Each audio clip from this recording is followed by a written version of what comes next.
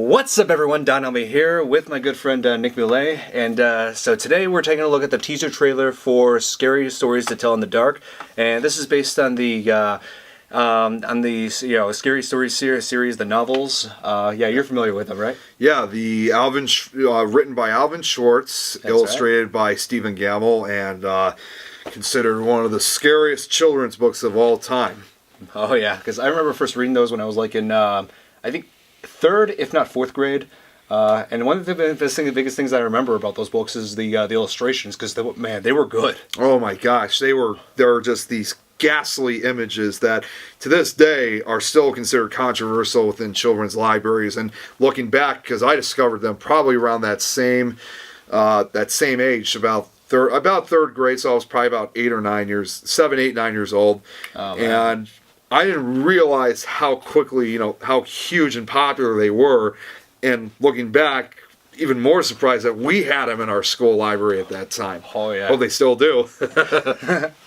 Oh yeah, and I remember we at this place that my family always vacations at in Michigan. They actually have the first book from that series. Oh, and of course. I remember reading it all the time. And the one story that I remember the most is the Big Toe. The Big Toe, of course. Yeah. That's one of my favorites. Yeah, because I'm wondering if they're gonna show that story in this film, because if so, I'm just wondering how they're gonna play that out. Because I think they actually did show a little bit of a segment, I think, of it. I'm not entirely sure, but for my story that I liked the most, actually not only the one I liked the most, but was also one of the most frightening too. I mean, this was the one that scared the hell out of me, was The Haunted House.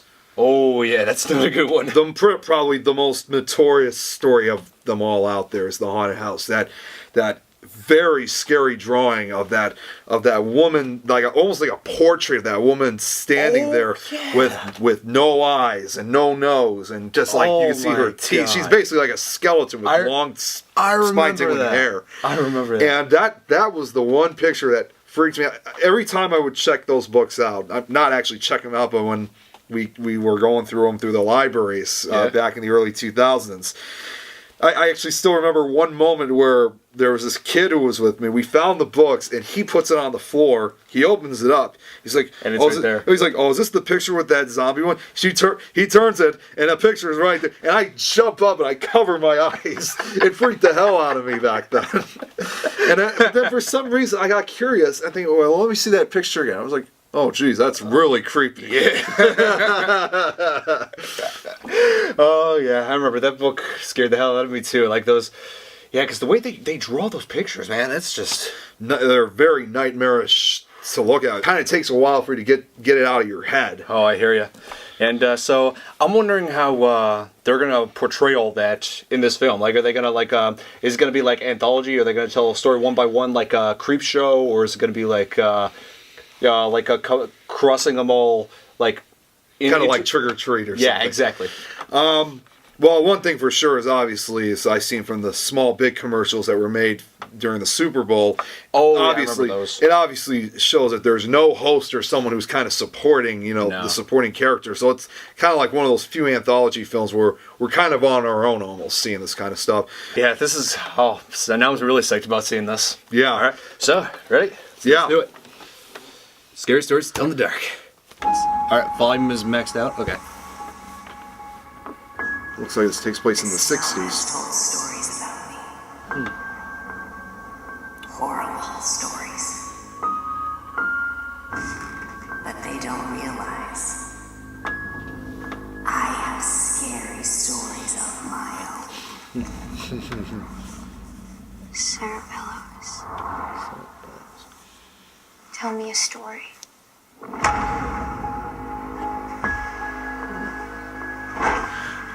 Del Toro. Del Toro, of course. my man.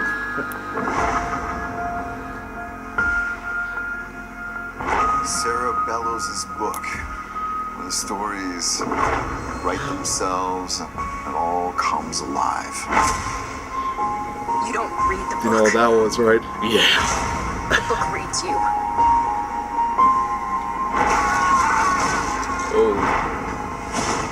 Oh God. That story is right. Yeah. Oh, holy crap. Oh my God. We're next. We're next. books. Oh, I know this one. What?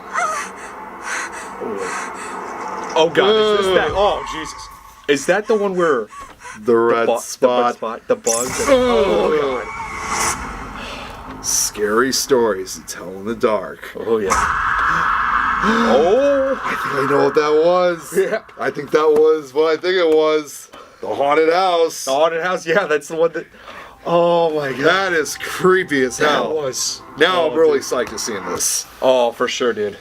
Yeah, like, I don't know the exact date. Like, I know it said summer, but is there an exact date? Yeah, I don't remember the. Yeah, August 9th. Oh, August 9th. Okay, so we still got a little while before this comes out.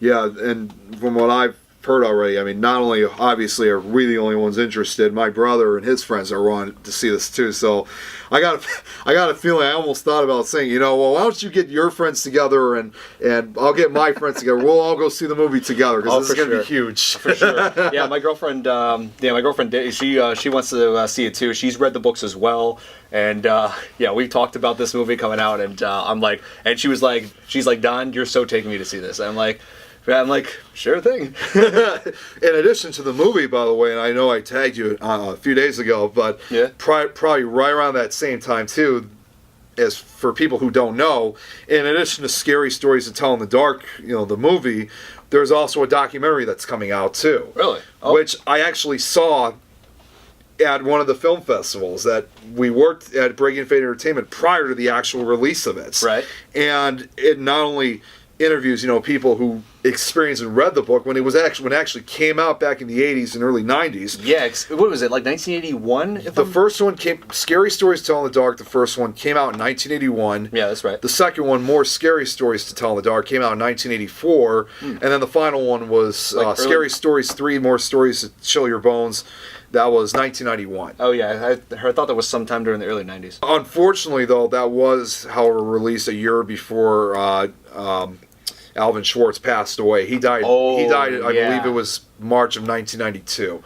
Oh yeah, because I was reading a little bit about that a few days ago when I researched this.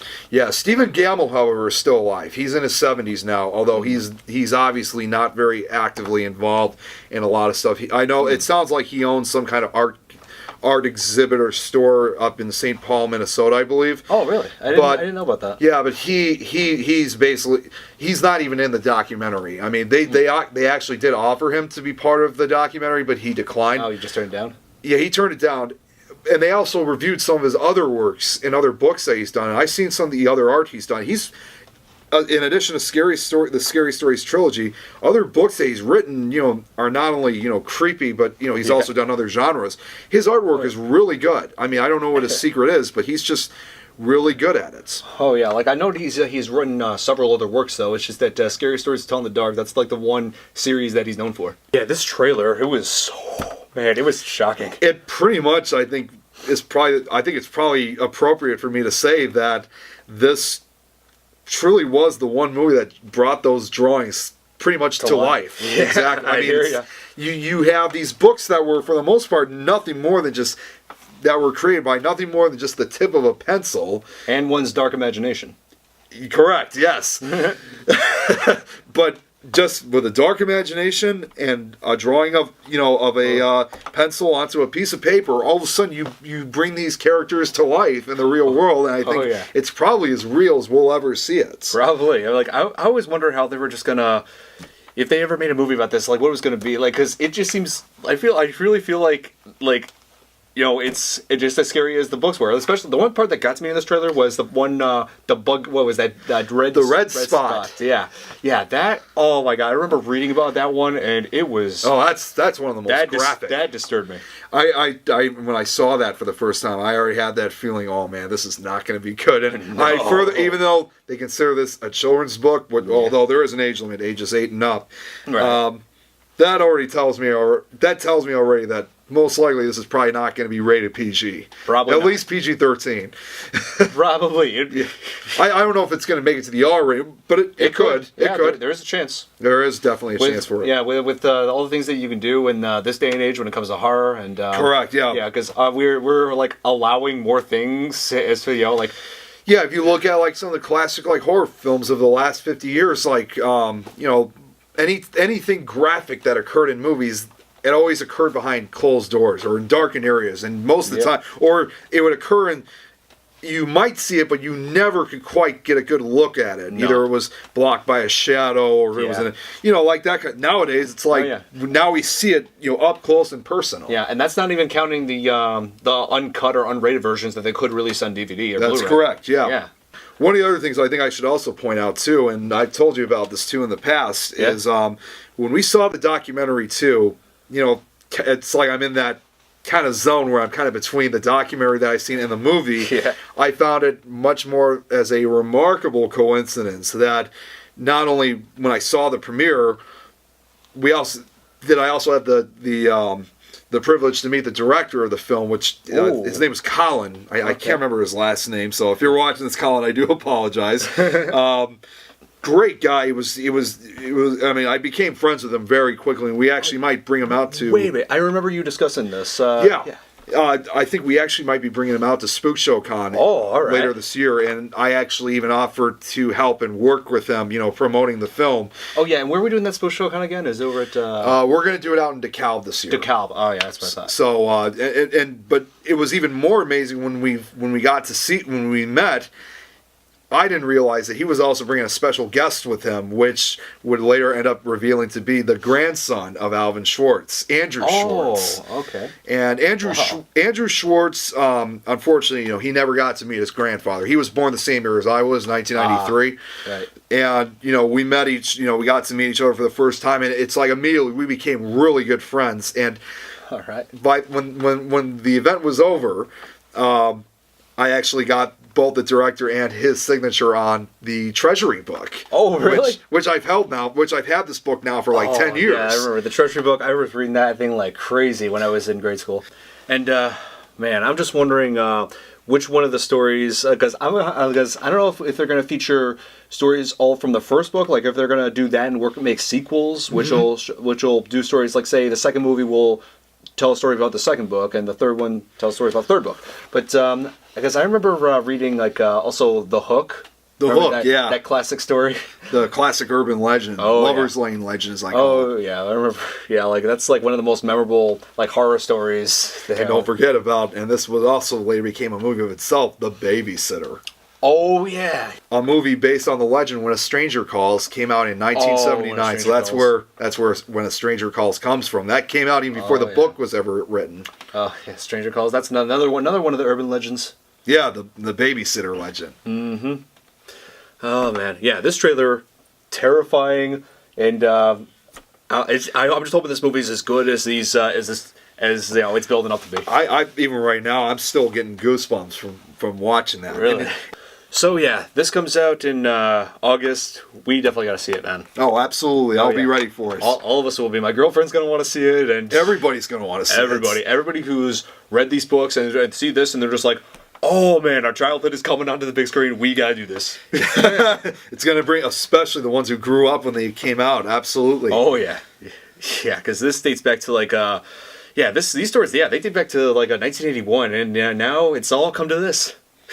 These were the books that everybody tried to ban. You know, all parents tried to ban back when they first came out. I've heard about organizations that have been trying to ban this. You know, parental ones. Oh yeah, they show actually rare footage in the documentary of parents like promoting. It's just like, how dare you terrify our children? It was on the news. It was on the news. It was even on the news, and they actually interviewed even in recent times, they interviewed one of the former parents. Oh man. Who actually tried to, and they interview, like even other big, authors of the day. R.L. Stine is in it. Oh yeah, R.L. Stine. He's one of the biggest names in Goosebumps. Children's, Goosebumps. Yeah, the children's books and all that. My friend, I actually have some of my paranormal author friends who are also in it too. Amelia Cotter's in it. She just put an ad out. I tagged you a few days ago on it. So. Oh yeah, I remember that. Yes. Actually, my Tom, he thought that they should probably put one more interview room for me because I'm such a huge fan. So, hope you guys enjoyed our reaction to Scary Stories to Tell in the Dark teaser trailer. Hit that like button if you did. Subscribe to my channel for more videos. And if you have any suggestions for what I should check out in the future, just let me know in the comments below. And I'll see you in the next video. And Nick, I just want to say, thank you for joining me on this video. And we definitely got to do this again. Absolutely. It was a pleasure being a part of it. Hey, let's definitely do a reaction to It Chapter 2 when the trailers start coming out. You know I'm in. Oh, dude, yeah, seriously, I've been waiting for the trailers to come out for so long now. I'm just. I guess we'll all float by the end of this. Yeah, we all float down here. Oh man, it's gonna be a lot of fun. This summer is gonna be fun with a lot of these horror films and paranormal stuff. Oh yeah, all these events that are coming out. Oh man, my God, it's gonna be huge. All right, so thanks for watching, everybody. See ya.